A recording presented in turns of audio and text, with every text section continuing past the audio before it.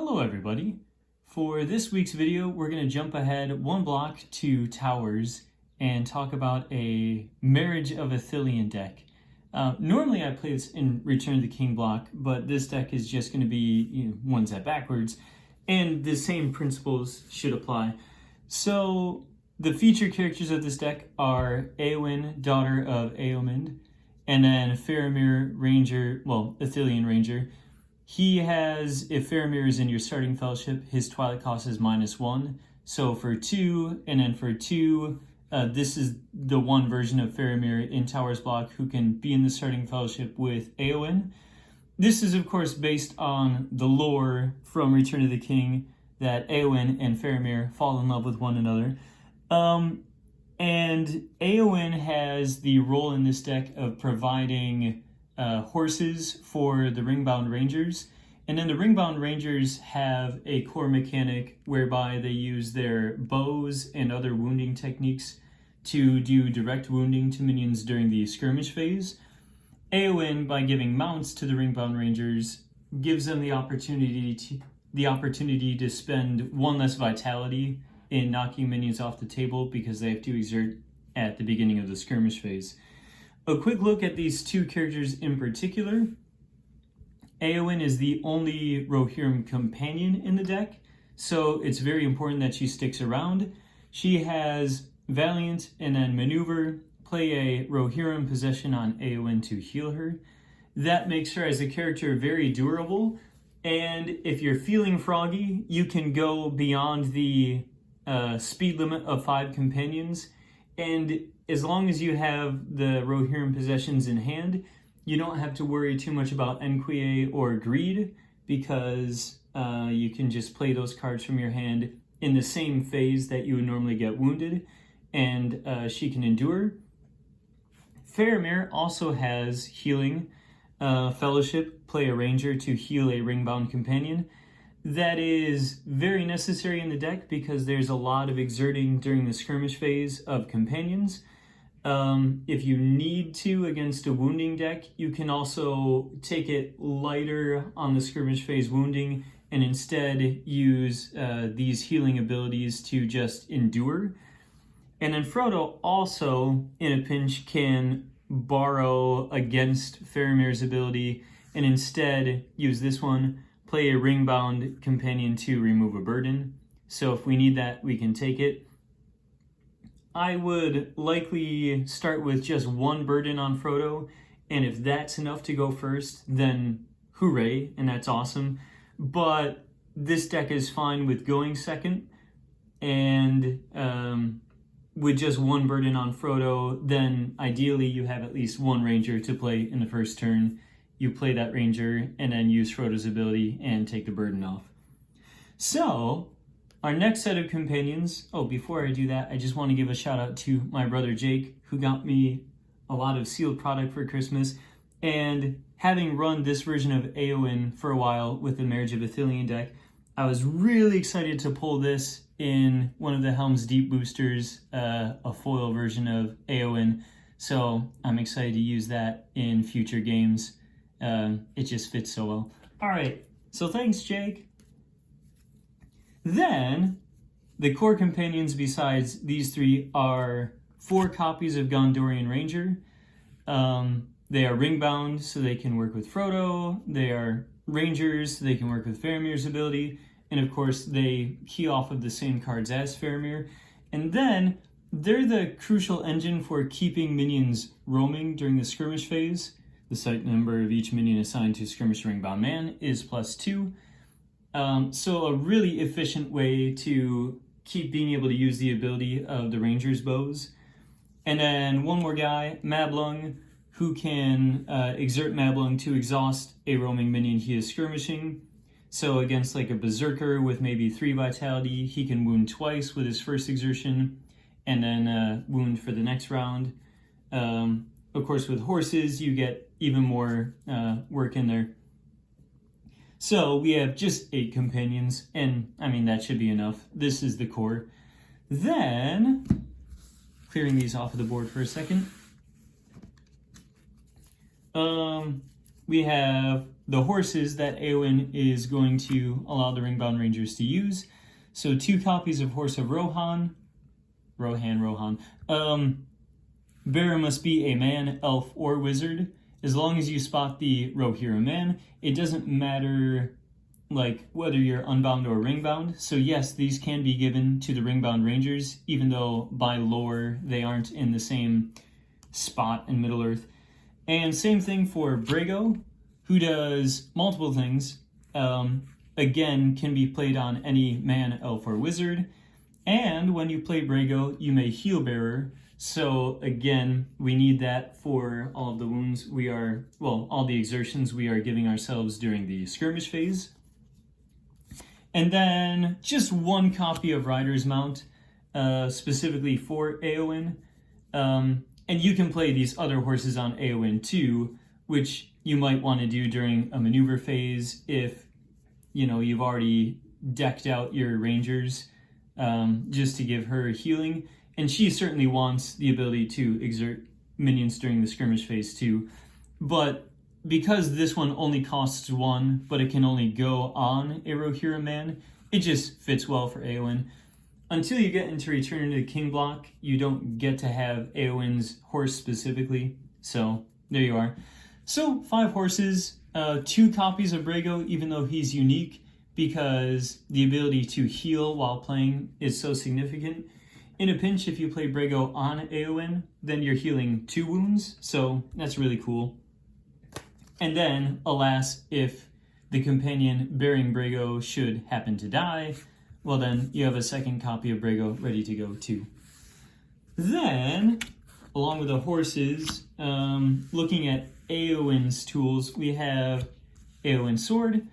Just 1 copy. Hopefully we'll draw into it quick. The deck is just 32 free people's cards. But the majority of the skirmishes should be the Gondor companions. Nevertheless, you want plenty of possessions to play on Eowyn, so this is a good fitting one. Rohirrim Bow then too. With some planning ahead, this can set you up for knocking out the minion you want to get during the skirmish phase. And then King's Mail. It's for Theoden, but it can be borne by any Rohirrim man. And then Bearer takes no more than 1 wound during each skirmish phase. So along with Eowyn's ability, this just helps her to be durable. 2 copies of Leod, and he's cool because you can exert Leod to make a mounted companion strength +2. So he fits well with Eowyn, but if the Ringbound Rangers are mounted, then you can exert Leod to make them strength +2 as well. And then having a redundant copy, being a unique character, you can discard during the Fellowship phase to heal him of the wound previously dealt. So you might get 2 opportunities to use his ability as just a +2 pump. And then Eowyn's sword wants to spot villagers to be damage +1. So there's basic synergy there. And then a last bit of support for Eowyn specifically, 2 copies of Thundering Host.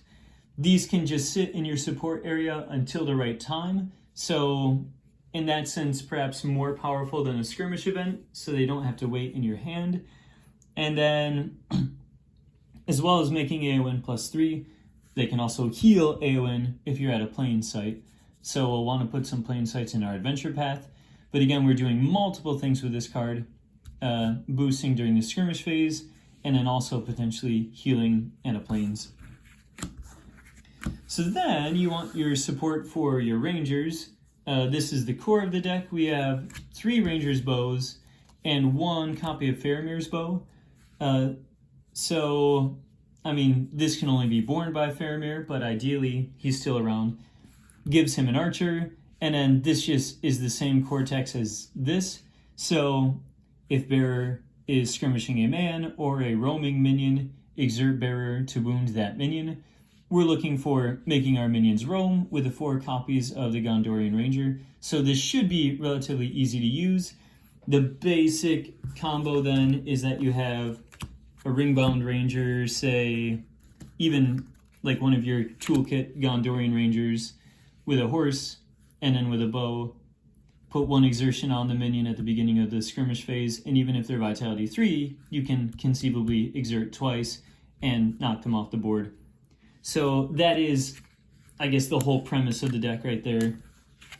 So this is our bread and butter Ranger's Bow and Faramir's Bow. But we can also help out with Stone Towers.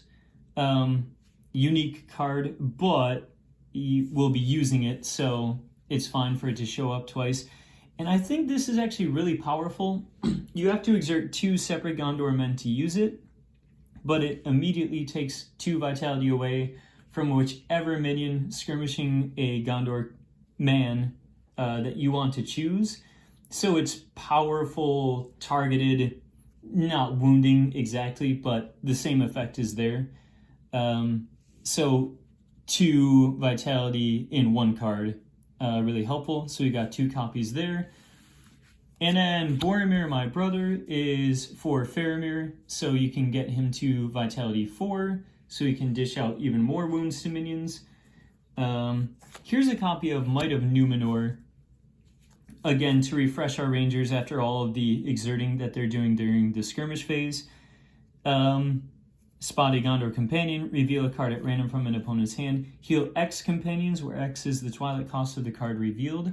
So that can have wide-reaching effects, or you might draw a 0, who's to say, but it's fun rolling the dice. And then just 2 copies of Sword of Gondor. You're not always going to be able to knock out the minions during the skirmish phase with just direct wounding. This is also good for surviving potential overwhelms, just a nice +2. But you might also spare yourself with Faramir from having to put in the work of exerting if he can just go against like a strength 8 minion and, beat them using Sword of Gondor. So just having 2 of these ready in case. And except for the fact that Frodo gets burden removal from the Ringbound Rangers, so there is some interaction there. He doesn't really have any support that naturally happens with the cards we're using to help Eowyn and Faramir and the crew. So Frodo just needs a little bit of support on his own. So we have Frodo's Cloak. At sites 1 to 4, add a burden, discard this to cancel a skirmish involving Frodo. In later blocks, you don't get the ability anymore to cancel skirmishes with the Ring Bearer, but in Tower's block, that's still an opportunity. And then a copy of Sting, also with Frodo's Cloak. In later sites, beyond 1 to 4, you can discard this instead to remove a burden and heal a wound. So again, we're just pressing that button, lots of healing. And then Sting, in Tower's block, Gollum can be a force, so you can sort of reject that, but also just nice +2 for Frodo. And then a copy of There and Back again. So this can just wait on Frodo until you need it. Ideally, you can just hold on to it until site 9 and then give your Frodo +2. And you know what? I'm not going to go and grab it right now, but I showed Frodo without talking about it with a common ring. I would actually use the answer to all the riddles in this deck. More vitality, and then another option to make Frodo's strength +2 during the skirmish phase if you want to put on the ring instead of just +1. So theoretically, between Frodo's base strength, the ring, Sting, and then There and Back again, in a pinch, Frodo might be strength 9. You can solve a lot of problems for your free peoples as long as you know that Frodo can get into a skirmish and you have confidence that he can survive. It tends to take the pressure off of your companions and helps them live longer. So Frodo definitely needs to be able to fight. Not necessarily to win. I guess that's not this kind of a deck, but... So yeah, there's the Marriage of Ithilien deck list for free peoples.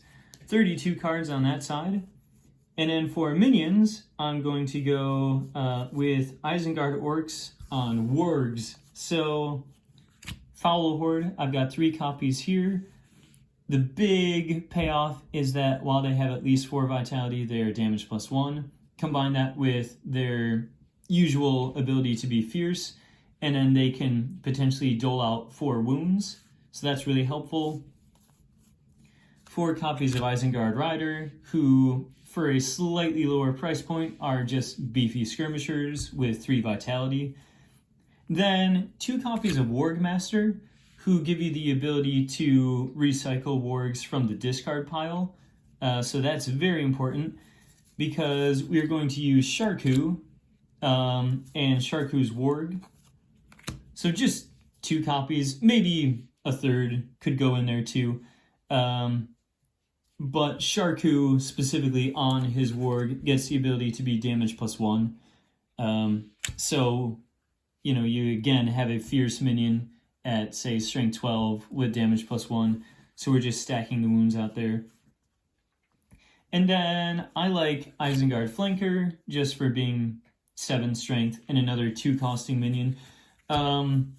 We also have, for other wargs, 2 copies of our common warg and 2 copies of our war warg. So that's going to make 6 wargs in total. And then, again, we're going to be able to get redundancy with the Wargmaster. So a lot of skirmishing ability there. And then we can also augment that with 4 copies of Isengard Axe. I like this one for being free and then adding 1. So we give ourselves more opportunities to play cards. I've got just 2 skirmish events.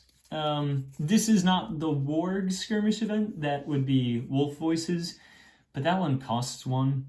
And it's great to be able to heal, but just having something that you always know you can play, unless Legolas is around making things cost 2 extra. Also the optional ability, potentially to make your orc strength +3 instead of just +2. A great thing about these orcs too is if you are hurting for Twilight, besides the fact that you have the 4 Isengard Axes which can add Twilight to the pool, the wargs can be pretty expensive, a little bit card intensive until you're playing them from the discard pile. But if you're against a choke deck and you need it, you really can lean on these guys costing 2, Sharku costing 2, and the Wargmasters costing 2. And the result, theoretically, is that you have minions with still 2 vitality and potentially the ability to be fierce.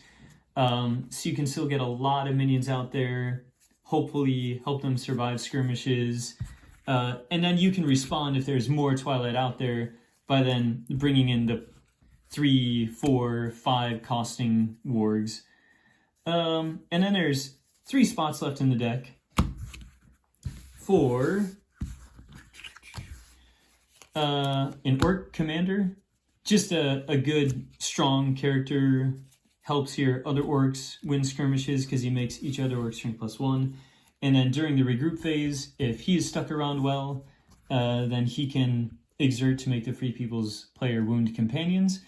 He can't have the wargs, but he'll still benefit, if need be, from Isengard Axe and from the Servants to Saruman. So he can be, very strong too. And on that note, we've round out with 2 copies of Isengard Plotter, 3 vitality, so we're really surviving things well. Again, these guys can go with the Axe and with Servants to Saruman, but not the wargs. And then during a regroup phase, especially if you know the Free People's player can't move on again, then you can just freely discard whatever orcs are on the table and put out the wounds on the opponent's Free People side. So just a little bit of extra damage output there. Between Sharku's warg, making him damage +1, and then the Foul Horde putting in fierce skirmishes with damage +1, and then Sharku has a small ability to each time you play an Isengard mount, you may make the Free People's player exerting companion, except a hobbit. These orcs can, I think, put in a lot of damage. Then, that's our 32 card shadow side. Let's take a look at our adventure path. I'm not anticipating going first. Again, we're just bidding 1 burden with this deck. If we do go first, that's a pretty good boon. To be able to go first, having only bid 1, and hoping that we can get that first burden off right away in the first free people side. So if rarely we do go first, while you can spot a Rohirrim mounted horse country, the move limit is +1 for this turn. Oh, yeah, you don't want to blaze past site 3 in almost any situation because you want to heal. You don't want to go on your very first 8 cards with like just 4 free people's cards in hand, maybe into site 4 and suddenly see your opponent's minions not roaming anymore. So this is high risk.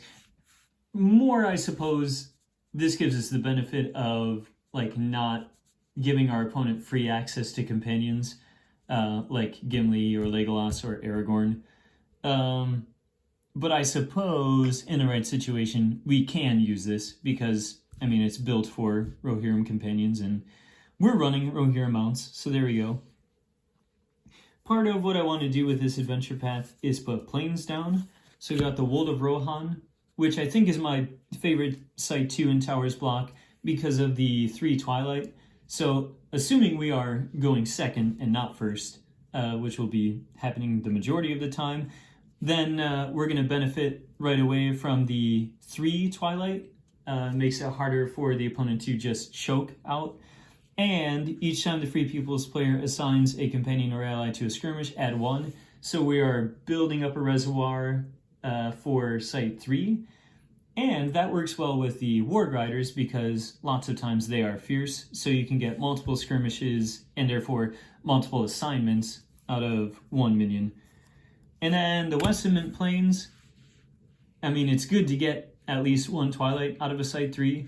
There are no Dunlanders in here, but if my opponent's running Dunlanders, I suppose I do have Faramir's Bow and the Rohirrim Bow in there.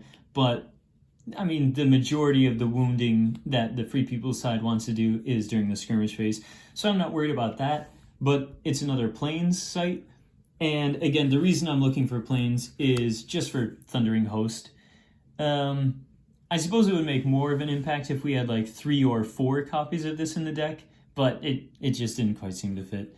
Nevertheless, if we can have some planes and if we can do some healing, who knows? It just might work. Then, Westfold Hills, this is fun. When the Fellowship moves to Westfold Hills, heal each mounted companion and mounted ally. We are ideally having lots of horses for our Fellowship.